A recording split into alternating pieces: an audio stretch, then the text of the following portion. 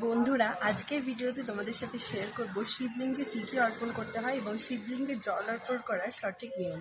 কিছু জিনিস আমি গুছিয়ে নিয়েছি। এখানে আছে ঘি, মধু, সাথে চন্দন, দুধ, গঙ্গার জল, মিষ্টি, ফল আর ফুল, বেলপাতা। তো প্রথমেই শিবলিঙ্গের মধ্যে গঙ্গা জল দিয়ে শিবলিঙ্গকে ভালো করে ধুয়ে নিতে হয়।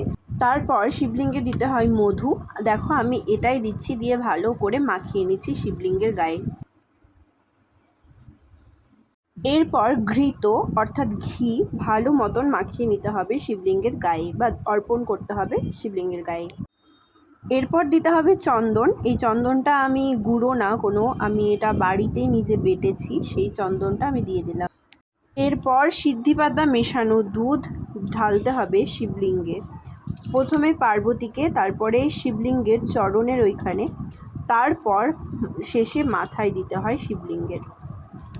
এইটাই সঠিক নিয়ম শিবলিঙ্গে জল অর্পণ করার। তারপরে আমি দিয়ে দিচ্ছি গঙ্গার জল, আর গঙ্গার জল দেওয়ার পর খুব সুন্দরভাবে শিবলিঙ্গকে একটা পরিষ্কার কাপড় বা ঠাকুরের গামছা বা টাওয়াল দিয়ে মুছিয়ে নিতে হবে। এরপর বেলপাতা, শর্করা, ফল যার যা ইচ্ছে দেবে এবং আরতি করবে। মন থেকে ডাকলে ভগবান একটা বাতাসা পেলেও খুশি হন।